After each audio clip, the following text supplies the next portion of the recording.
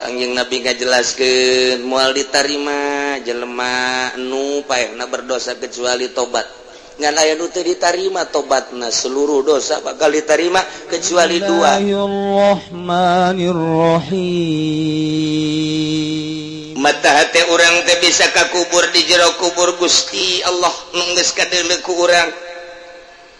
Urang dibawa kadinya kemudian dikakalerkeun dibuka pipi urang ditempelkeun kana taneuh talina kabeh dibukaan dihijikeun dina suku dibuka suku teh kasunahan-kasunahanana teh terus dipasang tataban urangna peureum kieu bae tapi nerewang ka jero kuburan aing teh bakal kos kitu engke teh kemudian diteuneunnan gelung nu kuari mah beuh meunang sambarangan anggel tapi engke mah tina gelung kuari mah teu meunang sambarangan pakaian teu meunang henteu diistrika engke mah pakaianana kos kitu boro-boro aya mode dikaputkeun henteu nerewang urang ka jero kubur masyaallah ieu basirah urang sedengkeun urang yakin jasa sanggeusna tek pasang tataban terus ditutupan geus ditutupan ditincakan anu kamari ieu mah guru urang teh dimulai-mulai ku muridna kuari mah muridna nincakan taneuh madetan guru urang nu kamari ieu mah abah urang jeung mah urang teh ku urang dipuja-puja jeung dipusti-pusti ketika paeh mah ku urang dipiceun bae kaleuweug ditincakan keuna padet saha bae ge kos kitu kemudian urang nerawang aing teh nu kos kitu teh bakal ngajopak di jero beres tidinya barali kabeh nu milu ka jero kuburan adalah amal aing nerewang basirah urang ka jero kubur bakal dituturkeun ku amal perbuatan urang selama hirup urang bagus bakal nuturkeun bagusna goreng bakal nuturkeun gorengna mata urangna peureum mungkin di kamar mungkin di kursi tapi mata teh urang terus ka jero mata ieu mah alam sogir teu kadeuleu nu kadeuleu tumpukan taneuh-taneuh doang ketika mata hati urang nerewang ka jero kuburan masyaallah karim peuheur rarasaan tidinya aya masana datang ka kiamat wallahu alam hanya Allah nu nyaho urang mangan sakadar dibere tanda-tandana bae ku Kangjeng Nabi tanda deket kiamat teh kasir waladiz zina tanda deket kiamat teh anak zina ambalaya nu mabok ambalaya nu maling ambalaya berbagai-bagai kemaksiatan jeung kazaliman ambalaya tere datang kana waktu kiamat hanya tanda-tandana bae lah tidinya engke bakal kiamat dibayangkeun ku mata hate urang sesuai jeung nu sok dicaritakeun ku ulama meunang tina hadis Kangjeng Nabi belah dituna meunang tina Al-Qur'anul Karim al-qari'atu mal qari'ah wa ma adraka mal qari'ah yauma yakunun nasu kal farashil mabsus persis engke jelema teh kosiraru kal farashil mabsus siraru brang ambualaya nu ka dieu kakaler ka kidul wa takunul jibalu kal ahlil manfus etalah nu dibayangkeun ku mata hate urang teh nerewang urang ka masa kiamat tidinya langsung nerewang geus beres kiamat teh mata hate urang teh ka mauqif berangkat ba'ats digiring urang teh ka mahsyar narangtung didinya mata hate urang datang ka dinya mata ieu mangan sakadar dedeleuan sakieu tapi mata hati urang di samping nu geus kurang kalaksanakeun bisa dibayang-bayang kemudian alam kubur bisa diterawang engke kiamat bisa engke alam akhirat bisa jadinya urang kakarak ka diri urang aya di mana posisi urang engke dina yaumul qiyamah aya di bawah bendera nu mana urang jaga di mauqif lantaran engke teh Kangjeng Nabi Adam boga bendera Kangjeng Nabi Idris boga bendera Kangjeng Nabi Nuh boga bendera Kangjeng Nabi Sulaiman boga bendera Ibrahim Musa Isa terakhir Kangjeng Nabi Muhammad kabeh boga bendera urang engke neuleukeun bendera ulah salah bendera urang mah la ilaha illallah Muhammadur Rasulullah asal aya bendera eta cicing di handapeunana ulah neangan bendera Golkar silakan geus ti kuari piceuran bendera-bendera nu kos karar itu yang naonna nu artina ieu bae bendera la ilaha illallah Muhammadur aing pejabat lain sakola henteu gas aing mah dek disadarkeun pokona awak aing deka Quran keun titik aing moal beda boga bendera-bendera macem-macem guys disebut ortodok los disebut kemajuan los maju jang sia aing majang ke akhirat mah tah mun aya kiai ustad geus kos kitu mantep lain sakadal mantep sekali mantep ieu masuk ilun kacakici segala bendera Golkar segala pugu nyungsem ai sakola melos ti mimiti ibtidaiyah sanawiyah aliyah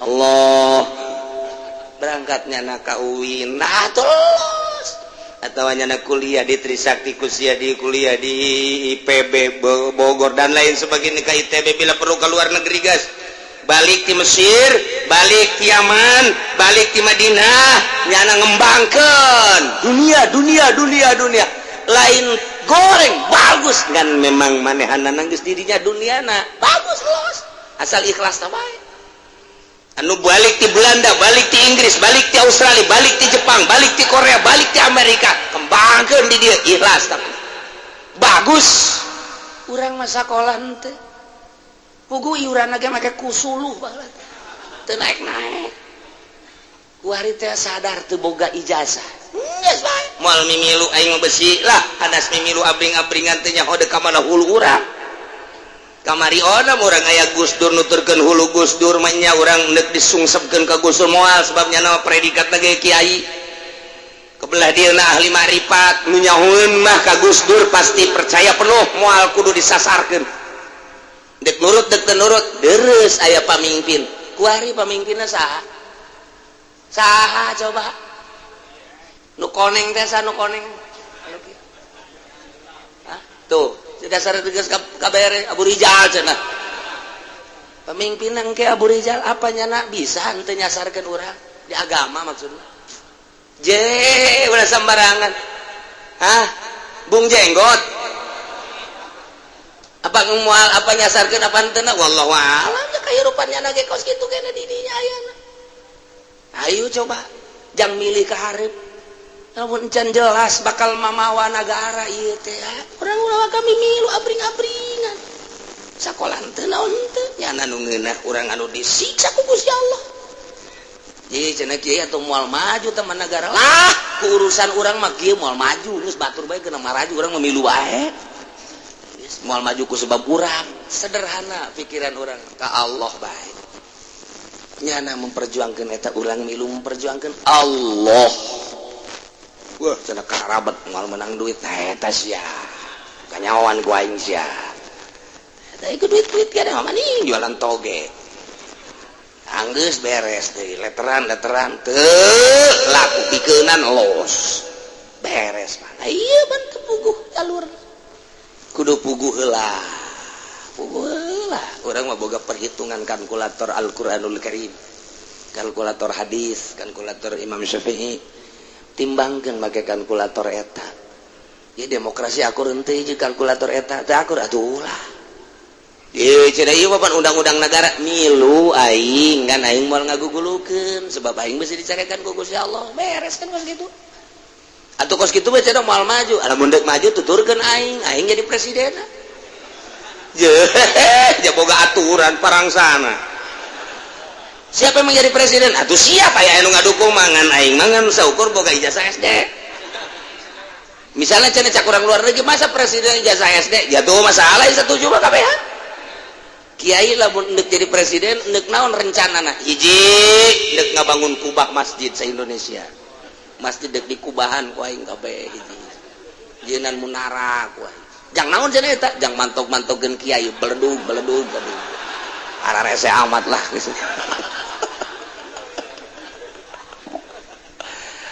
Baru-baru jadi presiden jadi camat geus hese geus ieu mah ibadah bae di jero nagara supaya tentrem ibadah sakitu ulah mimilu nah cenah teu maju kieu mah cenah kos kitu mah oke ku aing dibere konsep maju sia hayang ka neraka bere ku aing konsep maju ieu basoir nerewang urang ketika orang nerewang mata hati orang basiroh bariki be orang di imah orang urang nerawang hirup aing ku ari umur teh geus mendekati 70 tahun masa muda aing baheula teh aduh dipake sakola keur zaman sakola aing teh kapan pohoan ka Gusti Allah jadinya terus aing jadi pemerintah baheula pernah jadi DPR orenganan jadi DPR teh kos kitu naon bedana jeung orai koros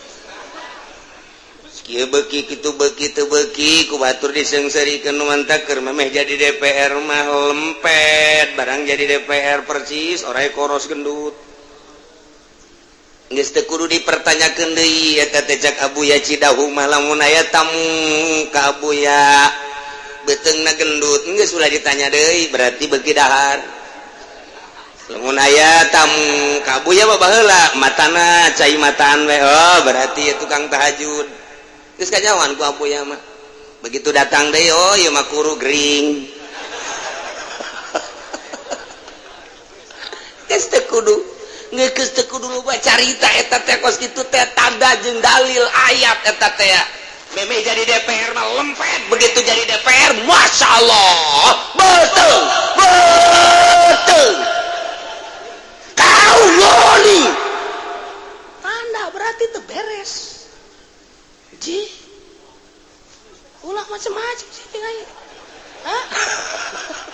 tanda eta kos kitu ieu keur carita Basiro aing baheula jadi DPR persis orai koros mun aing ngaju paeh teu ditarima ku Gusti Allah Gusti Allah nah meureun aing disiksa aing ayeuna liwat ka tukang sate ngerecek eta sate dibulak-balik meureun engke awak aing kos kitu dibulak-balik ku malaikat ditusuk meureun percis kos sate digebeg-gebeg ngerecek ya kari mun aing datang ka teu dihampura baheula aing kerja di DPR baheula aing kerja di lurah baheula aing kerja di camat baheula deuh emang aya kahadean mah aya tapi teu sabanding jara rasaan teh jasana aing kerja di lurah lobaan korupsina dibanding benerna meureun benerna mah jurusan ka akhirat tu salahna jurusan ka neraka ieu mah keur carita Basiro neruang ka alam itu asan mulai teh urang kurucut minimal nu dihandap heula ngurucut Basiro garang ya kari mun urang teh geus kitu deh kumaha deh can jadi presiden jadi gubernur jadi menteri jadi bupati ai kitu mah rarasaan urang-urang bener atuh masalah hirup aing baheula teh jadi bupati aing teh kerja di bupati duku aing dibangun urusan syiar agama anu jalan ku aing diberesan tanpa pamrih nu kaditu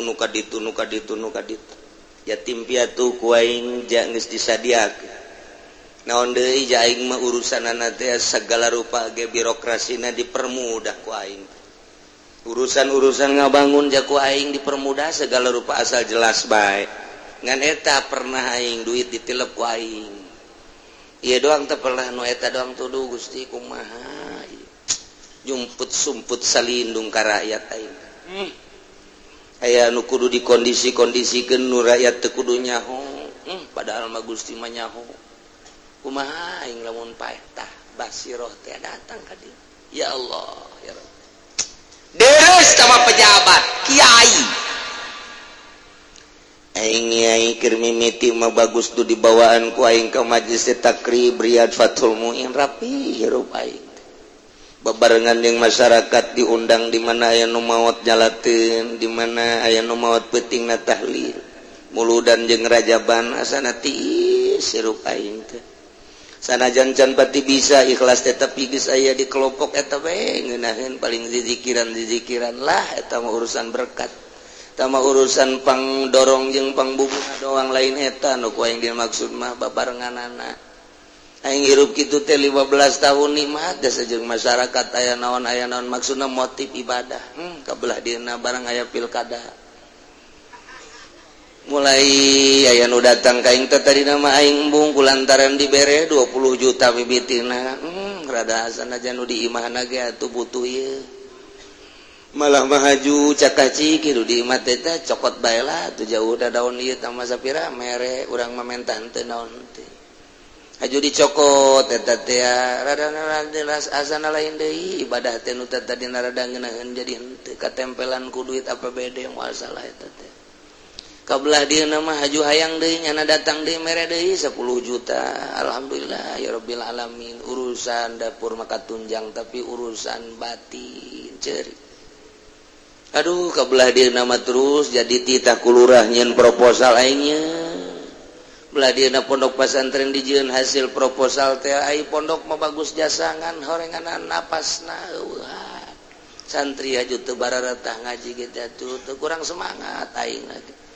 taya teh apa halal apa haram nu jelas mamun henteu diridoan ku Gusti mah meureunana atuh haram buktina jatuh barataheun meureun tanda teu ridho ti Gusti Allah ieu kumaha tobatna aing ke jabejana kapan eta teh pan duitna duit perpuluh duit pajak sedengkeun cak Gusti Allah Kangjeng Nabi ngajelaskeun moal ditarima jelema nu paehna berdosa kecuali tobat ngan aya nu teu ditarima tobatna seluruh dosa bakal diterima kecuali dua hiji sahir nomor kedua asyir hiji tukang sihir teu ditarima teh mah tobatna kecuali nyana ngesan tina ilmu sihirna ilmu teluhna nomor kedua asyir tukang nyokotan perpuluh tukang ngadahar perpuluh usur eta mah kapan ittifaq mutafaq alaih kabeh ulama ngaharamkeun perpuluh bah eta mah kajian urusan pemerintah mah tapi pan aing kabeleteran pan aing nyaho ja aing sok maca kitab eta teh perpuluh teh kok aing make jeung hayang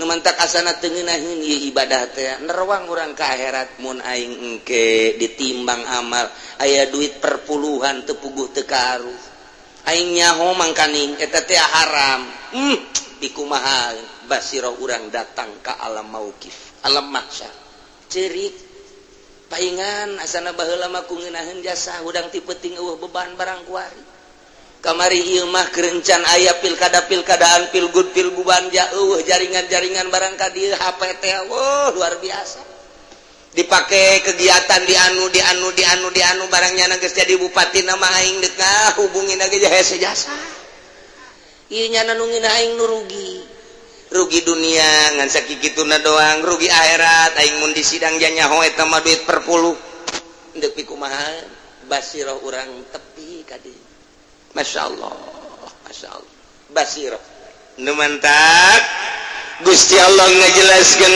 qad jaakum basair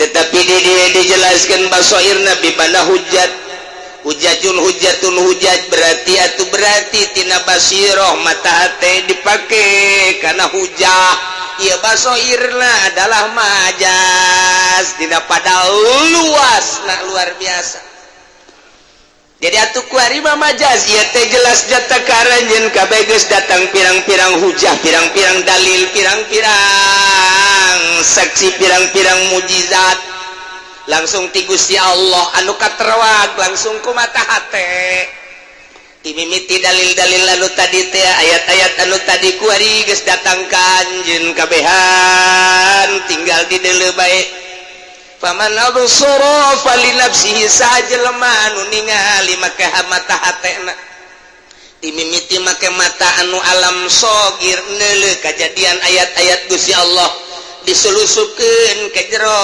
dada ke jero hate di dinya mata hate kuari bisa ningali nerawakan kamaha kawasaan Gusti Allah Subhanahu wa taala sebagai dalil tah eta teh jelema anu neuleuh kana dalil-dalil eta kana hujah-hujah eta ayat-ayat Gusti Allah anu tadi teh eta teh kamangpaatanna pali nafsi jang manehanana lantaran sawali anna sawaba ibsarihi lahu ganjaran dedeleuhanana jang nyana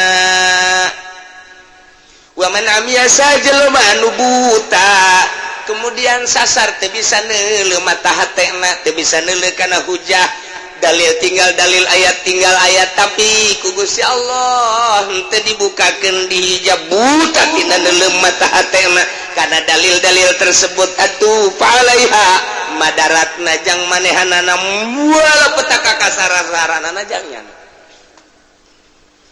tinggal aya persentase kuari neuleukeuna aya nu 100% cara Kangjeng tuluy para sahabat belah dieu para tabi'in 100% tanpa kudu ngaji sapina deui belah dieu aya sapina mah tanpa kudu ngaji Fathul Muin deui belah dieu Fathul Muin mah tamah karangan Imam Zainuddin Malebari tanpa kudu aya Tuhfah tamah karangan Ibnu Hajar tanpa aya Raudhah karangan Imam Nawawi tanpa aya kitab-kitab koskarar itu sahabat mages langsung jitu justru para mujtahid nempo ka Kangjeng Nabi jeung para sahabat kitu keneh dina ilmu tauhidna eueuh wujud kidambako mukhalafah lil hawadis di zaman sahabat mah lantaran naon nu diutarakeun ku Kangjeng Nabi langsung mantep jasa kamantepanana boro-borona naon nyawa dikorbankeun pake perang siap jasa ku mantepna jeung ku yakin ka Gusti Allah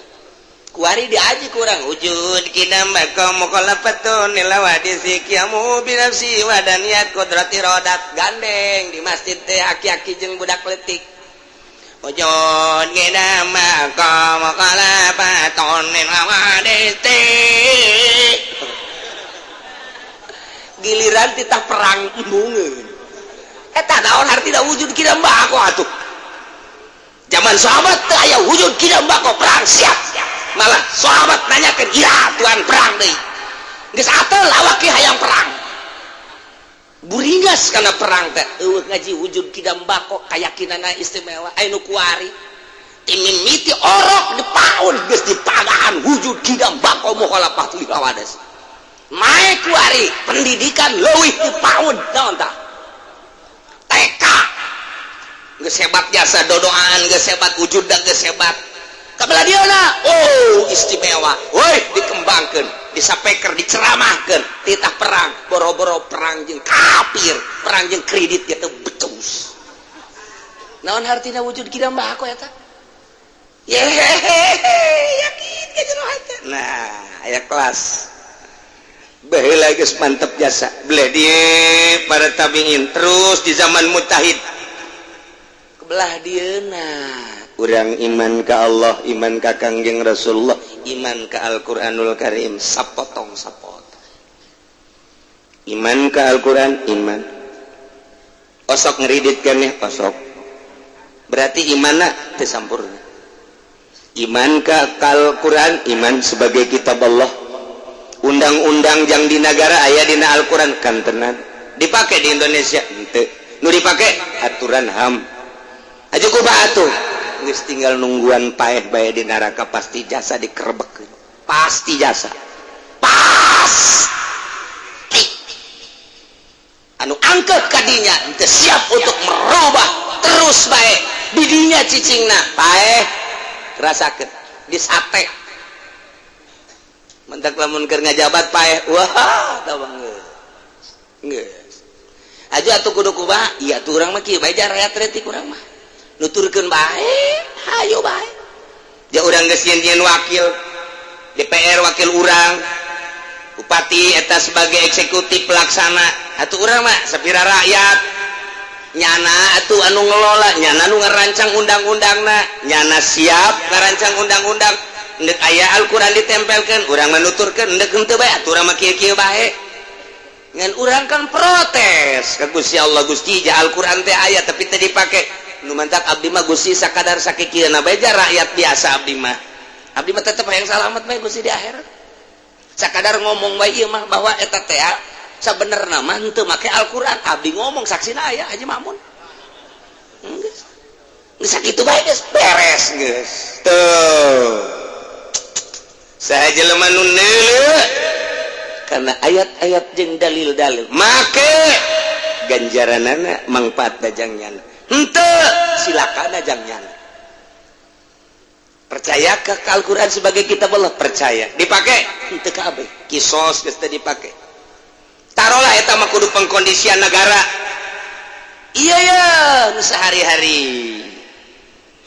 ya ayyuhalladzina amanu he jelema-jelema nu iman peremkeun mata anjeun ningali dina nalika neuleuh awewe nu diharamkeun tapan ieu mah dipersilahkan kakabehan nyaho ayatna tagudu min absari peremkeun di mana-mana neuleuh awewe kemantak cek Syekh Nawawi tanarate mah lantaran awewe mak wajib make jilbab ketika awewe teu dikondisikeun make jilbab lantaran nagarana di urang mah negara demokrasi atuh urangna ku ari mah tibalik make jilbab nu mantak Syekh Nawawi mah lamun turun ka Indonesia sorbana dikaluhurkeun ka dieu ieuna dikadiekeun cara urang Arab do jadi awewe geus teu bisa neuleuh banget Syekh Nawawi Syekh Nawawi nama neuleuh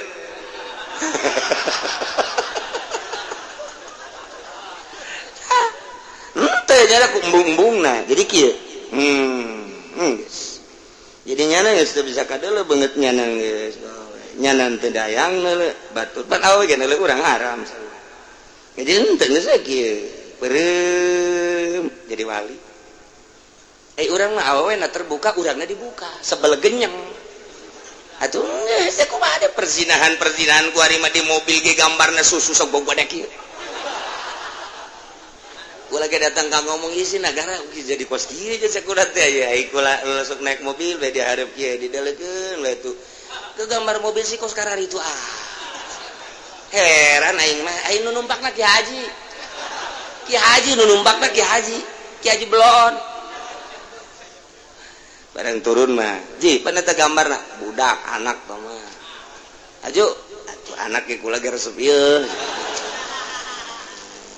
dek kumaha geus puguh di HP bluetooth geus terus daratang ararasuk informasi luar negeri teh geus pertahanan kemudian kuari mah gambar terbuka di mobil model kos kitu gambar-gambar nu mengarah kana perzinahan nu zina ku ari mah lain ti kalangan muda bae anak bau ingusan ge geus zina budak leutik geus zina kolot zina geus puguh ku ari mah ka bangsa jarang-darang da atawa WTS mah ieu mah boga salaki terus bae perzina endek kumaha kahareup wallahu a'lam akibat liberal da kos ieu tah itu make Al-Quranul Karim ieu kakarak tahun 2013 delekeun tahun 2020 kahareupna ka ditu tahun 2030 wallahu a'lam ma min zamanin illa ba'dahu syarrun kuari kake beuh tahun hareup mah leuwih parah buktina keur zaman urang leutik keneh mah aya TV ge lah hitam putih krenyek tuh akian mah geus saneuleuna geus beres pokona mah tutup nyana lamun daek atuh nyetrum deui mun teu daek masa minggu geus teu disetel-setel aman kuari wah listrik masuk desa colokeun segala rupana kalan listrik pemandangan teh bah kamari ieu mah kakarak datang ka nasional doang kemudian aya film-film barat ge lah tapi film-film koboi nu kos karar itu kabelah dieuna luar biasa film teh tetap aya sensor malah Gus Dur jadi badan sensor film baheula teh reaksi seluruh ulama di Jawa Timur jeung Jawa Tengah lantaran Gus Dur jadi badan sensor film cak Gus Dur kalau bukan saya yang jadi badan sensor ntar pada lolos semua ternyata ketika Gus Dur jadi badan sensor teh bagus orang intina malin eta teh mengetahui tentang dunia perfilman cak Gus Dur waduh neraka semua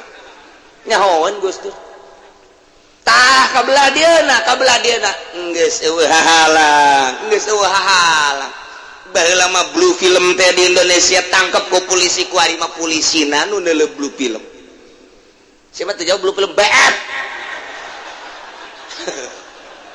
hararese jasa ayo geus sambalaya ku ari mah teh dideuleuh ku budak dideuleuh atuh geus ngaji henteu rem can boga pemandangan kos kitu geus ambalaya wallahu alam kahareupna sata nu tanggung jawab kiai mah sakadar ngomong hati-hati zina tah RT tah nu kawajiban sial cek RT ka aing bae lurah atuh cek lurah teh mah nya aing kudu sorangan ka neraka camat atuh cak camat mah nya atuh bupati atuh cak bupati mah nya aing kudu ka neraka sosoranganan ieu atuh ka gubernur cak gubernur presiden geus bae dihijikeun bae kabeh cukup jang tetanggung jawab soal pornografi soal seks dan lain sebagainya jang ka neraka mah kunaon atuh teu dikondisikeun di negara koordinasi jeung Kiai kumaha atuh carana Kiai sakadar nyaritakeun hukumna pamarentah anu kudu bertindak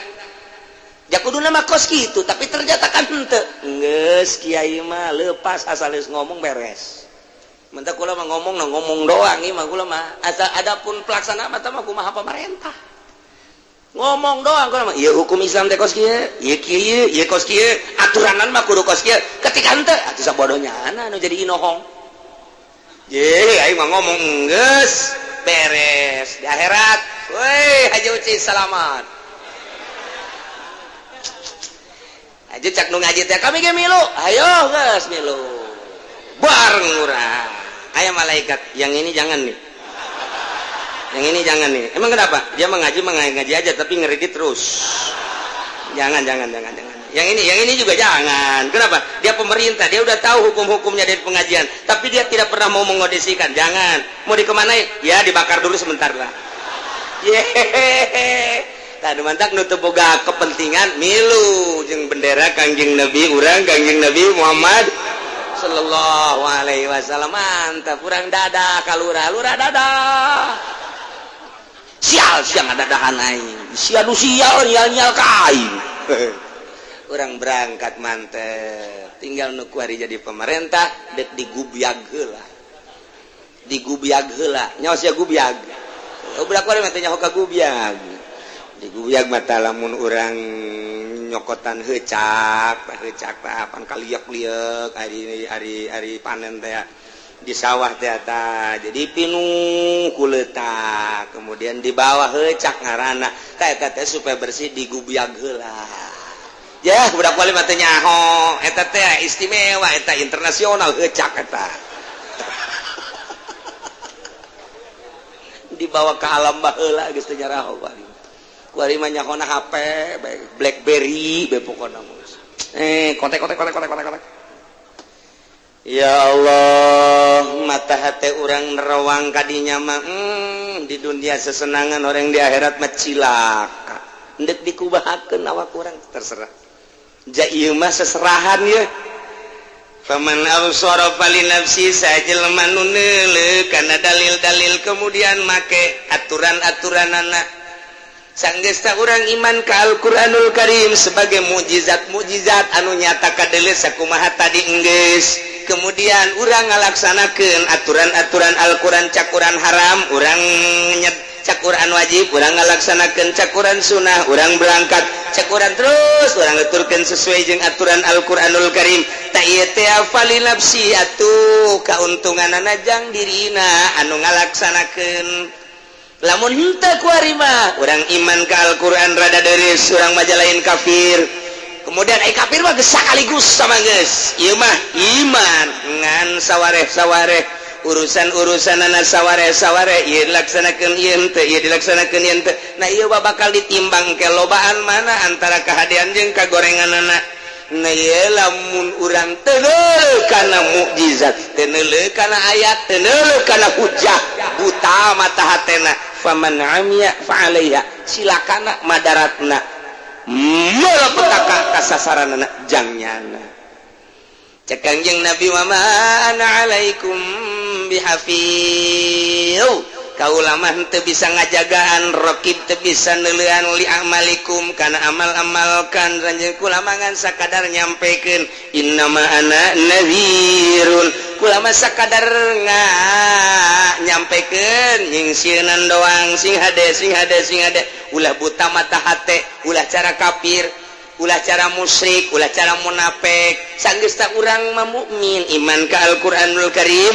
sing hade ka Al-Qur'an kudu sepenuhna percaya ka Al-Qur'an karena naon-naon aturan Al-Qur'anul Karim sebab ieu mah adalah undang-undang Gusti Allah Subhanahu wa taala mantak lamun aya jelema datang ka dukun sok norah-norah ieu bakalna anu nah maca 2 kalimat syahadat deui naon sababna lantaran nu nyaho kana gaib nu maha gaib lamun nyanyahoanan make utang hitung anak caraka data sawala anakna cilaka bapana ka bawa-bawa iya ilmu gaib bloon tanda pas gitu 40 poe teu ditarima urang salatna datang ka dukun datang ka dukun teh maksudna tatanya ai datang ka dinya silaturahmi mau masalah. Jadi dulur dukun urang datang lantaran hajatan masalah. Nya okos ka kelenteng, urang hayang neuleuh bangunan kelenteng kos kumaha. Atuh da mah datang ka dia masalah ka gereja hayang neuleuh bangunan gereja jerona ka jero bila perlu masalah. Ulah sote datang ke jero ieu endek nuturkeun. Tuh sing hade ta ieu geus sarua tah. Datang ke dukun, dek nanya problem ya. Assalamualaikum. Waalaikumsalam. Ulah kos kitu. Ulah seuri sia kos nyaho pan sia sok ka dukun teh. Yang serikeun ge nyaho burung. Eta kieu cenah nyaho aing mah cak siapan. Ulah kos kitu. Ayeuna ieu pugu kula ieu ngawarung. Ayo jakeur tahun-tahun kamari mah rame tawarung. Sareng kuari nu geus datang ge haju balik deui. Teu jadi. Ju liwat-liwat bae. Ku kula ditanya-tanya cenah warung kula teu kadeuleu. Poek atuh lampuan ku sia. Engko cang tapi teu kadeuleu bae. Oh, saha ngaran? Jupri. Dihitung anak caraka data sawal. Jupri. Oh. Itu Kang ini masih aya nu ngawarung kan? Aya. Ada dulur kene kan? Bener. Belah hareup aya deui kan? Bener aya. Memeh eta mah sia maju kan? Bener maju. Lamun eta tangkal Ambon tuar, lamun eta tangkal buah tuar. Nah kulantaran eta jelema tuar wae. Bener akur. Gali ge di hareupeun ieu sia. Aya ge bungkusan-bungkusan. Gali ke bawah ka dieu. Eta aya anak-anakan didinya dipocongkeun gali bawa ka dieu. Gali bener aya beuki yakin bae Pak. Oh bener ieu bangsatna cak. Ieu nu kos kieu. Oh sia geus kebal ieu mah ieu pubulanan ieu mah kos kieu mah. Ieu mah kieu kumaha sia bae deuk diserahkeun.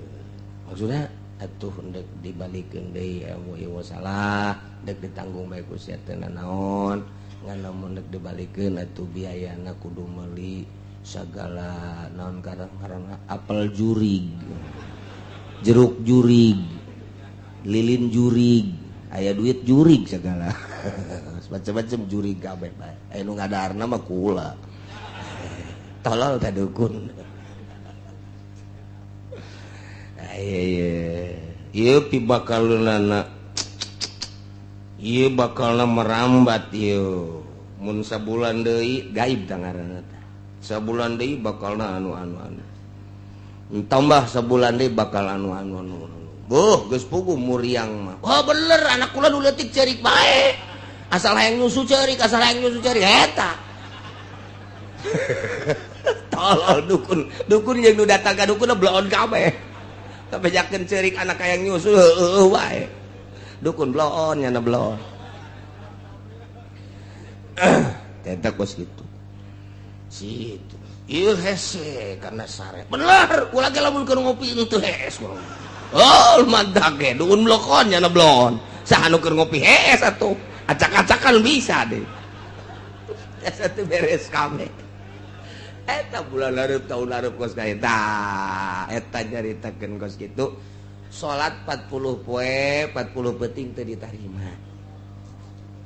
Ieu dalilna wa indahu mafatihul gaib di Gusti Allah kunci gaib mah ilmu gaib mah urang mah manusia nu lemah urang mah digilir gular-gilirna ku Gusti Allah kicep nang Gusti Allah segala rupa nang Gusti Allah ajunya nyahoanan isuk minggu hareup bulan hareup tahun hareup wah ieu ilmu jurig teh bener kos kitu urang jelema biasa datang ka nu boga ilmu jurig jadi sarbengket jeung jurig teh.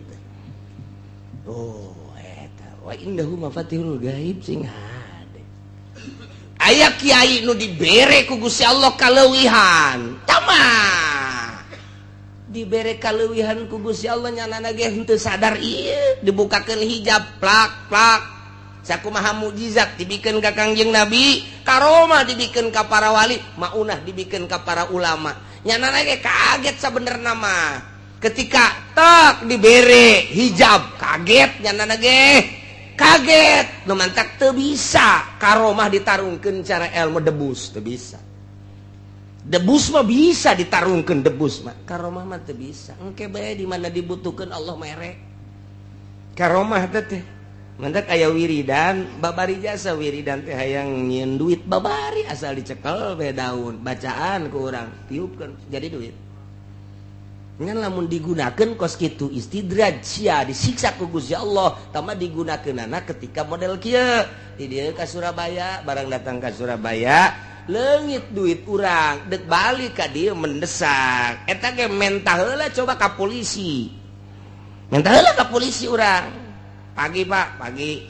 Ada apa? Ini saya mau pulang. Kemana? Ke Tangerang. Terus mau apa? Ini saya nggak punya ongkos. Gua juga belum punya. Lu minta sama gua. Cek polisi. Sial dah polisi blon. Padahal mah aya jatah. Jangan paranti jelema nu kasasar kurang. Eta aya jatah di negara. Tante dibere ya ke polisi teh ye. Saya kesulitan. Gunakeun ilmu eta. Nyokot urang daun. Tak. Baca. Bismillahirrahmanirrahim. Walau anna Qur'anan suyirat bihil jibal. Aku teh moal dianggeuskeun ku aing babacana ieu. Dek dibaca ku sia kajen ku kumaha ge. Ditiru engkena ieu. Sia mangan hayang sugi blon pan sia mah. Nyegik ngaranna tamatu. Nah, buka ku urang. Bak. Saukuran ti dieu ka Tangerang bae leuwih teu meunang. Mentana ka Gusti mun kareta sabaraha duit, mun mobil sabaraha duit, mun naik pesawat sabaraha duit, eta pesawat tak eta teh saukuran sakitu bae leuwih bae batal. Babari mah kos kitu mah cekel set tiup jadi duit ya enggak batu. Si harayangnya.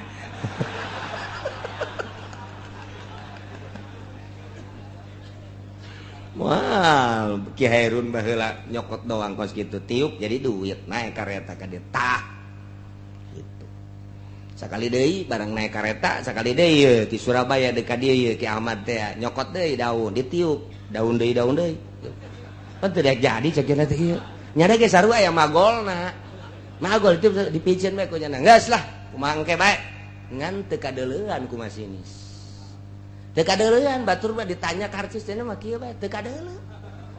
Jadi tah mah dua macem, ima jadi duit wa ima teu kadeuleu. Maning mana tah? Asana maning teu kadeuleu bisa maling batur. Emang siapa pikiran kitu wae jeung. Nu mah teu dibere ge ku Gusti Allah.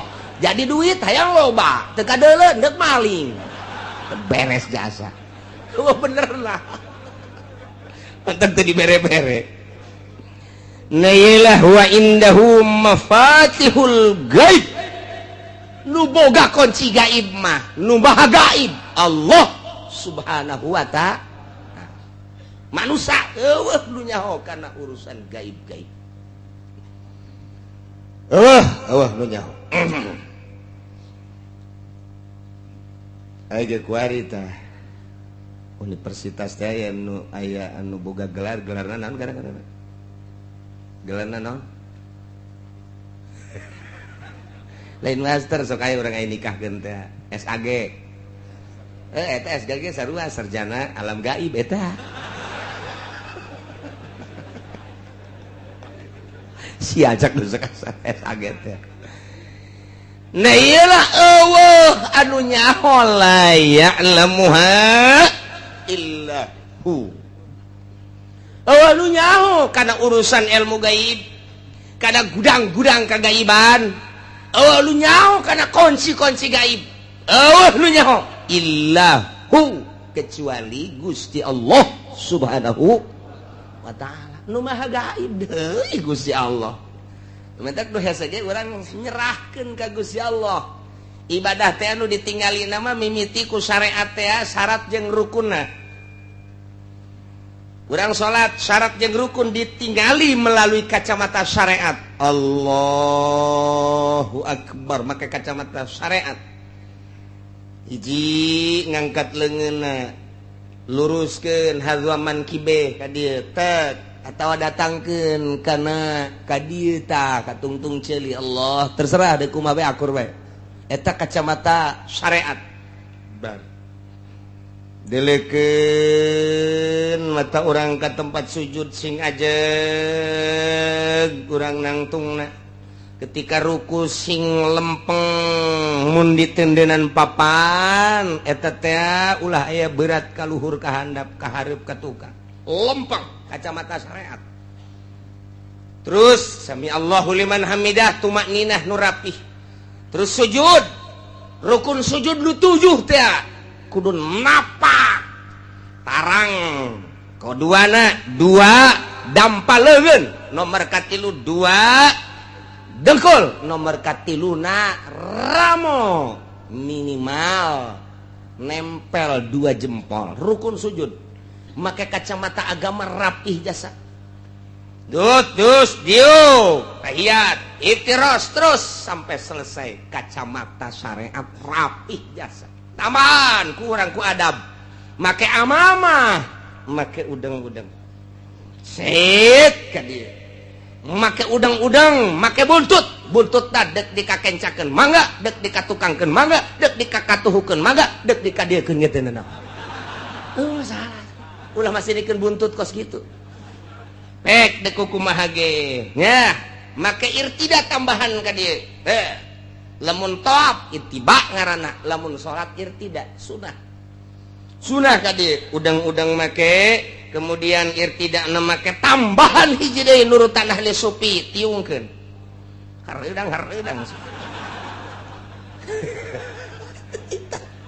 adab-adaban rapi geus Allahu Akbar rapih jasa dideuleu ku kacamata syariat mah rapi ngan ukuran kos kitu mah kiai nu ngaji bisa, ustad nu ngaji bisa, santri nu ngaji bisa, pagawe nu ngaji bisa, ti mimiti gubernur bupati bisa, ka polisi kos kitu mah bisa, RT ge bisaeun, pamalingan ge bisaeun. Salat mun sakadar sakitu bisaeun, hayang make jubah aya tokona, hayang make sorban aya tokona. Teu kudu di Tangerang, di mingguan ge ngahutang bisa. Aya teh mah hayang kos kikituan mah. Rapih jasa jana ngaji. Deuleu ku urang make kacamata toriko, batin. Dideuleu ku urang coba. Kadeuleu ieu. Lantaran nuria bakal kadeuleu ku nuria deui, melayari pul ria ilal murai. Moal nyaho kana ria kecuali nu sok ria.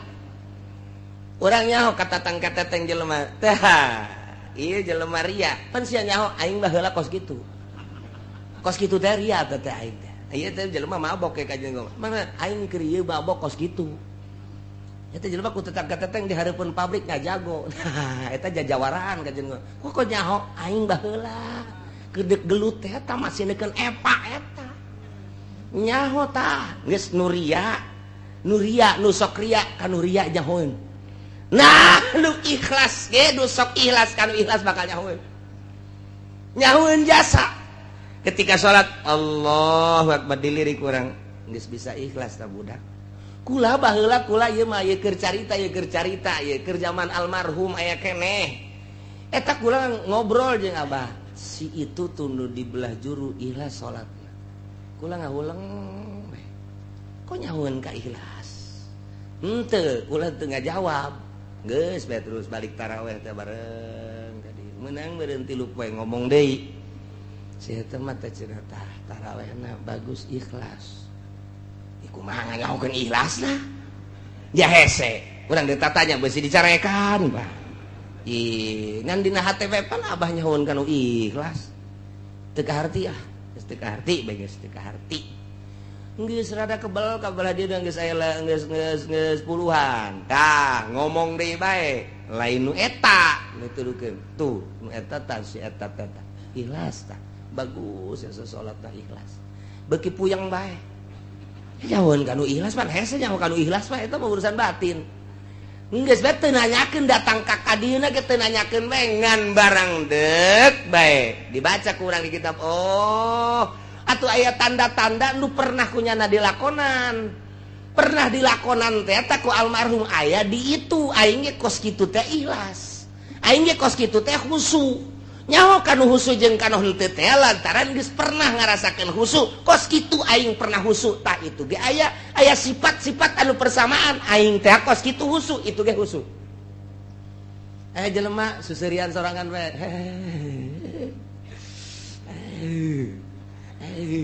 nyaho urang kunaon mabok kepayang nih budak emang kunaon aing ge paheula kos kitu tuh ya oh ya terus sarua bae jelema susuputan pamalingan ya budak emang kunaon aing baheula maling tah kos kitu moal nyaho kanu ria kecuali nu sok ria moal nyaho kanu ujub kecuali nu sok ujub moal nyaho kanu ikhlas kecuali nu sok ikhlas moal nyaho kanu khusyuk kecuali nu khusyuk nu mantak layaripul wali ilang wali moal anu nyaho ka wali kecuali wali deui nyaho kajen lirikanana oh wali naon aya tanda-tanda persamaan diri aing kos kitu teh diangkat jadi wali itu ge aya aing teh baheula salat ngeunaheun jasa kos kitu tingkah aing salat khusyuk aya di situ khusyuk teh budak henteu bisa dibuat-buat kajen teuing urang dirapih-rapih ge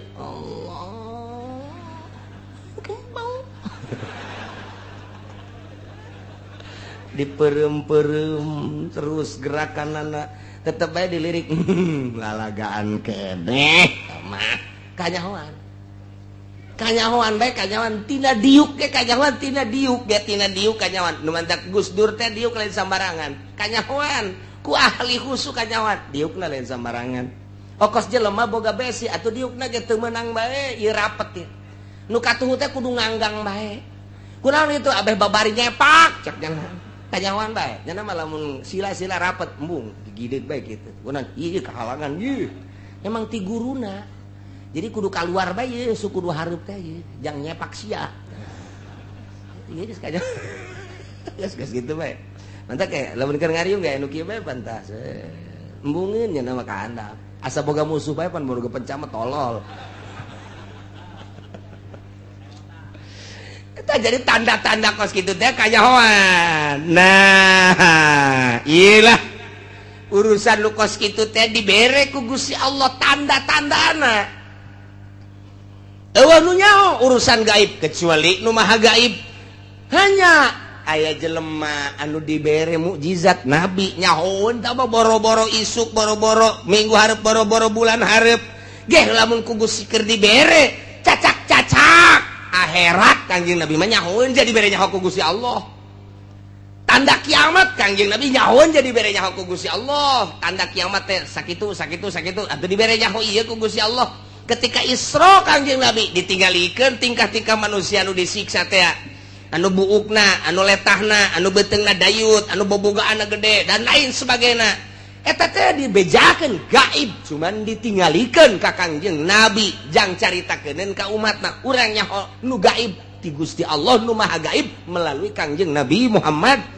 sallallahu alaihi wasallam aya deui waliullah geh lamun keur dibere dibukakeun hijab trek nya ge kaget tercengang kitu keneh wah man ulama keur dibere maunah ku Gusti Allah tak kaget nya ge nah iyalah eueuh nu nyaho kanu gaib kecuali nu maha gaib la ya'lamuha illahu urang di pabrik dek keluar aya besi numpuk lumayan sakitu culek-celik satpam nundutan lah di karungan di bawah kepanggih hei sia naon eta karung loba omong lain loba omong naon eta pepuntungan besi sia cia awas ya mun kanyawan ku satpam satpamna ge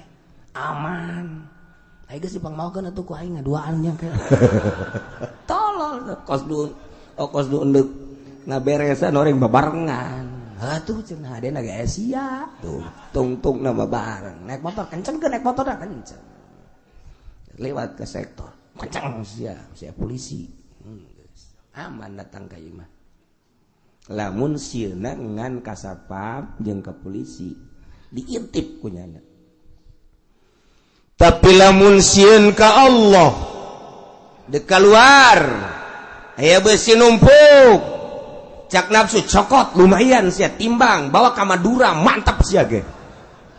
Nah, tapi kan cak iman haram sieun ka Allah. Loh, Allah na di mana? Neuleukeun bae Allah mah terus-terusan. Emang Allah pernah neuleuh henteu. Allah mah neuleuh terus. Sebab Allah mah teu pernah nundutan aja. Allah malah sinatu wala naum. Teu pernah nundutan komo sare. Tuh. Jadi lamun sieuna ka Allah aman. Cek babaturan cokota satpamna nundutan. Satpam dipakai kasieun Allah bu ngegetar ka jero hate sia irahata sahupna tuh kan mantep lamun sieun ka Allah kos kitu bae lamun urang kan sieun ka jelema doang manggi awewe geulis weh anak saya tak anak Ijunen kuaing jona dik ditanya bapana tuh iya heueuh nya teu jadi aya ke bapana sieun ka bapana. Tapi satu ketika eta bapana teu leuleukeun digoda. Tapi lamun urang sieuna ka Allah, aya awewe. Aing ditanya, sia nanya tuh nyatanya emang lain mahram. Haram sia. Kan sia sok kaji mingguan. Maknya sia kudu deuleuh keneh bae. Ulah saharam teh kos kitu mah kecuali ku sia dikawin. Dikawin mah langsung ka bapana ulah sok ditu nyatanya gitu. Nomor HP na bas tadi curi teh kos gitu ulah lawan sieun ka Allah mah nya isin sieun salamet aman nu mantek lamun jelema tararakwa kabeh sa Indonesia atuh polisi teh eueuh gawe nu mantek diayakeun polisi teh eta teh jangamankeun jelema-jelema nu nyieun kericuhan nyieun onar nyin kejahatan. Nah, iyalah tugasnya polisi. Mantap cak polisi teh kiai sebetulnya ini kekurangan polisi personilnya sebab satu kecamatan cuman ada berapa polisi sementara kejahatan banyak. Jadi nyele kejahatan neuleuh jelema loba polisina saeutik. Jadi kekurangan polisi. Ieu teh lantaran jelema jararahat. Sebab kadeuleu ku ari teh kadenge ku urang ku ari perzinahan, pemabokan, pemalingan. Wah, mantap aya lah polisi jangamankeun. Kebenaran polisi nage ya mau diteruskeun. Eta lah kos kitu. Tuh. Tapi lamun haju ngararaji jelema tararakwa kabeh. Dek maling teh jadi sieun ka Allah, dek mabok teh jadi sieun ka Allah, dek zina teh jadi sieun ka Allah, dek korupsi teh jadi sieun ka Allah. Ulah sa Indonesia sakabupaten Tangerang bae heula tararakwa kabehan polisi ngan HS doang gawena. Di sektor polisi nundutan, di pasar nundutan, di pengkolan nundutan. Tanya, "Pak, kenapa nundutan aja?" Kagak ada kerjaan, cong. Emangnya ya orang pada takwa semua, tinggal gua doang yang belum takwa. Wah, polisi brengsek ta polisi. Teh, nya nu mantek polisi ge jangamankeun dalam negeri urusan kriminal dan lain sebagainya. Nah, kuari polisi kualahan sebab naon jelema da teu tarakwa. Namun jelema tarakwa moal kawalahan kuari. Kawalahan kuari polisi teh lain lalagaan. Masya Allah. Tinggal orang bina mental bangsa Indonesia. Coba kumaha carana supaya nyana sieun ka Allah Subhanahu wa ta'ala. Dimimitian ku pejabat sieun ka Allah ke rakyat ge nuturkeun. Dimimitian ku kiai sieun ka Allah ke masyarakat ge nuturkeun. Lamun pejabat jeung kiaina sieun ka Allah, rakyat mah nuturkeun kajen ku kumaha tuh. Iyalah kuari gara-gara pemerintah pejabatna jeung kiaina kurang sieun ka Allah, masyarakatna beuki ancul-anculan. Ayeuna mah urang mah nyaritakeun hukum Allah nu geus diterjemahkeun ku para ulama disebutna ijma' ulama. Maca kitab ieu ngadengekeun kitab ieu sarua jeung urang nguraikeun ucapan Kangjeng Nabi.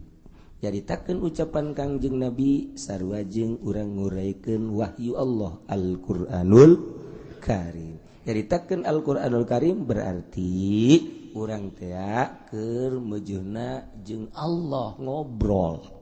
Jadi ieu urang ieu kuari okosna mah kos kitab biasa horeng keur ngobrol jeung Allah. Ieu teh keur ngobrol jeung Allah sebab nu boga ieu hukum Allah. Ulah dianggap lalawara ieu urang hayang hayang nyaho ngobrol jeung Allah ieu. Ulah haju bari ngarokok ngobrol jeung Allah. Teu kira-kira. Masya Allah, cak nu dijerai mah teu adeuna ge ngarokok mah nundutan eta deui. Beuki parah cak Allah bos ya ngobrol jeung aing nu bogana kuat nundutan gitu. Cak nu saurang adeuna aing mah teu nundutan, ngan aing mah KS beneran. Teu parah tau. Tah, urang lamun ieu kadinya moal daek nundutan. Isin ka Allah. Berarti lamun jelema keur ngaji nundutan teu boga adab.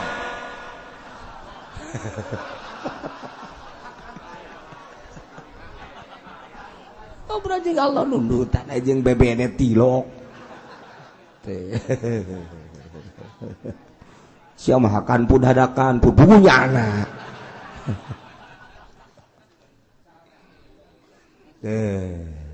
Ya. Walau akhrajal yusoban min hirzin Zaid nyokot barang di imaki Umar dicokot kunyana nyokot baju barang dibawa ke imah dijembreng-jembreng kunyana hargana eta mangan ge 250.000 mah teu niso. Berarti kan encan kena sanksi. Adili mah adili ngan teu kudu dipotong. Menang 2 poe nyana tunga-tengo deui ka dinya dibukakeun deui lawang eueuh sasa langsung asup ka jero cokot deui di jero lamari dikunci lamarina didongkel kunyana dibawa deui ka imah dicokot deui baju seharga 250.000 deui bae. Jadi berarti nu tadi 250.000 nu ieu 250.000 jumlah 500.000 ai 500.000 makan desa niso.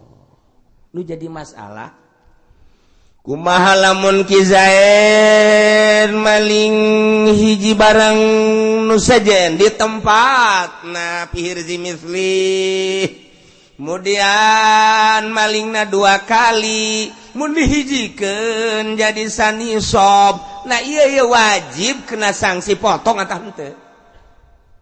Eta keur carita baju. Keur carita emas. Zaid asup ka imah Ki Umar tengah-tengah we sasaha dilaci di deulean aya emas dibawa.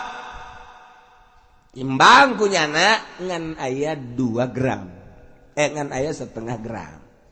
Setengah gram teh berarti sabaraha mili? Setengah gram teh sabaraha mili? Ai 1 gram teh sabaraha mili? Sia lain tukang emas.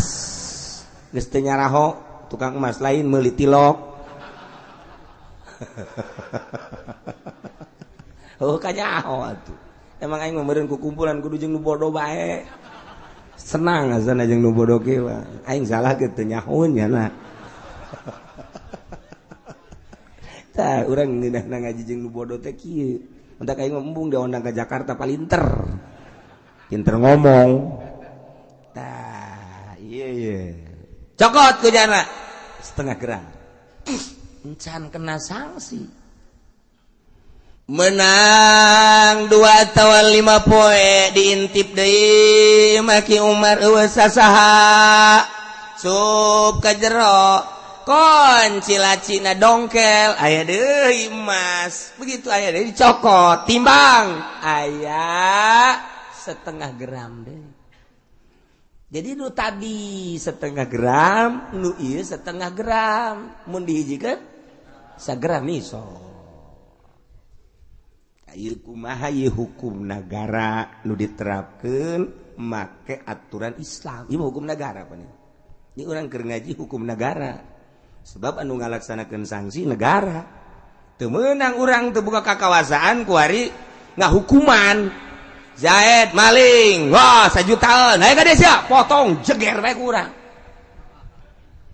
atuh teu meunang sanajan eta wajib dipotong nu kudu motongna saha main potong-potong bae atuh teh menghukumi sendiri mah atuh mal beres hukum teh kudu aya anu ngahukuman nu boga kekuasaan mantak nu boga kekuasaan teh pemerintah geus pemerintah teh ngalaksanakeun undang-undang negarana anu geus hasil godogan DPR meunang ti Al-Qur'anul Karim karak mantep tuh jadi urang sanajan ku ari aya nu maling beunang ku urang hajuk urang dipotong leungeun salah atau jelema anu zina kanyahoan ku urang kemudian negara henteu ngalaksanakeun undang-undang Al-Qur'anul Karim urang ku ari mah dijilid bae teu meunang teu bisa tetep bae negara kemudian cenah negara teu ngalaksanakeun atuh teh urusan nyana jeung Allah engke tinggal tungguan bae engke malah lodarna asa-asa amat teu urang mah sabira rakyat geus rakyat mah babari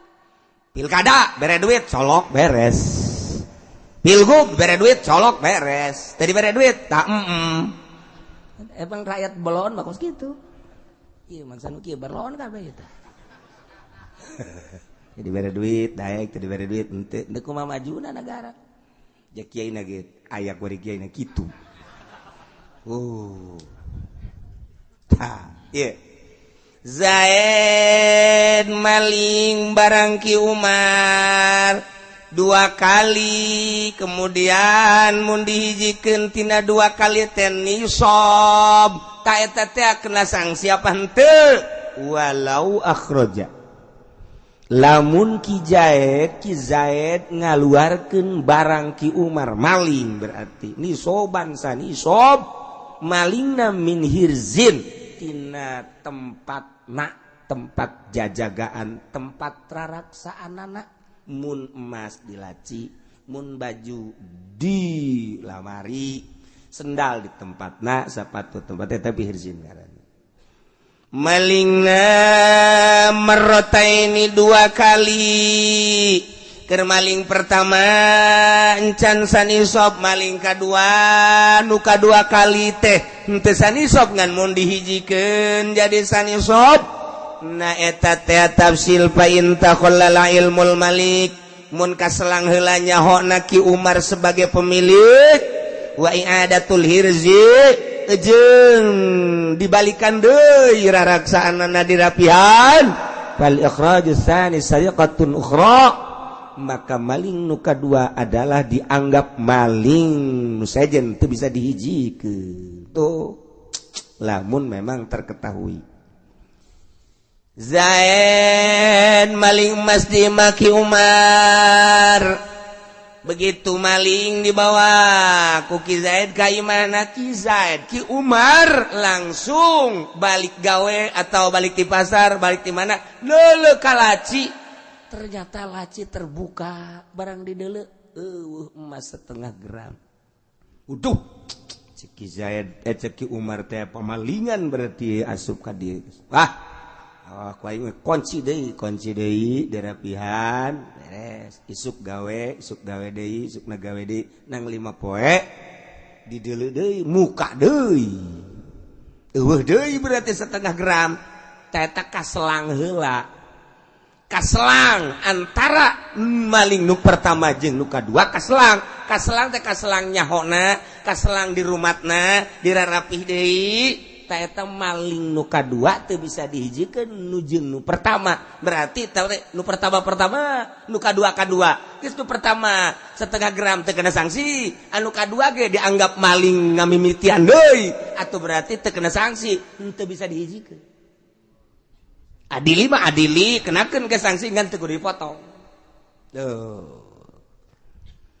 wa illa kumaha lamun manehna teu kaselang nyahona teu kaselang ge sehingga teu aya pangrumatan teu aya penjagaan Zaid maling barang di Ki Umar pertama setengah gram poe kadua Umar teu neuleuh poe katilu Umar teu nyaho poe kaopat Umar ge eueuh mireung sehingga kusabab teu mireung teu nyahoeun barangna dipaling kalima poe dipaling deui ku Ki Zaid nah ieu kan teu nyahoeun Ki Umarna sehingga maling nu kadua setengah gram mun dihijikeun jadi sagram poean katujuh kakarak Ki Umar neuleuh masyaallah ieu horengan laci muka ieu barang diteliti ternyata sageram padahal mah 2 kali maling Ki Umar mah kan teu nyahoeun dianggap sakali bae laporkan selidik punya selidik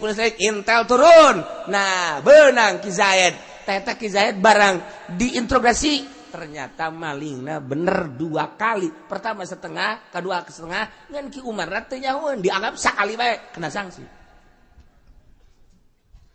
ieu mah keur carita hukum Pak beulit elos mah hukum kos itu bae tuh kan beda malingna di dinya keneh ngan nu pertama mah terketahui aju dijaga kunci lawang dikunci deui tapi dipaling deui beda hukum nu pertama nu kadua tapi lamun Ki Umar rah teu nyahoeun sehingga ku sebab teu nyahoeun dikunci henteu diberesan henteu jatuh nyaho ieu nyahona Ki Umar mah bahwa leungit teh sagram bae adili kena sanksi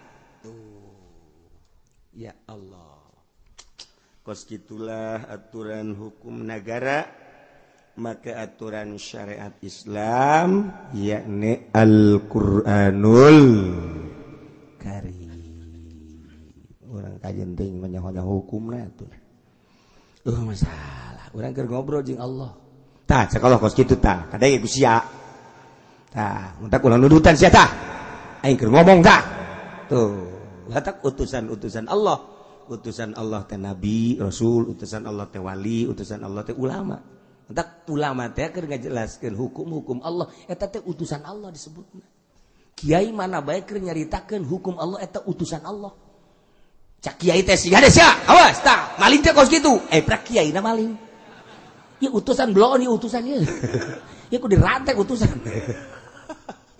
hatak deagan utusan anak anu bener-bener sesuai jeung aturan utusan hese ya kuan urang teu nganggap utusan pantungtung nama we kiai itu di ditu ngaji sia di mana di anu utusan Allah eta utusan teh podol sero tungtung nama kitu bae pantun sebab naon sebab nyanana teu sesuai jeung utusan Allah berarti ngan disungut doang teu di hate walau laqabawi ahin tatin wa nawiya fansoban yusobun kutia lamun aya karung gandrung di batur mah gandrung aju dijieun roti cara di Uzbek di Mesir Arab di urang mah pare gabah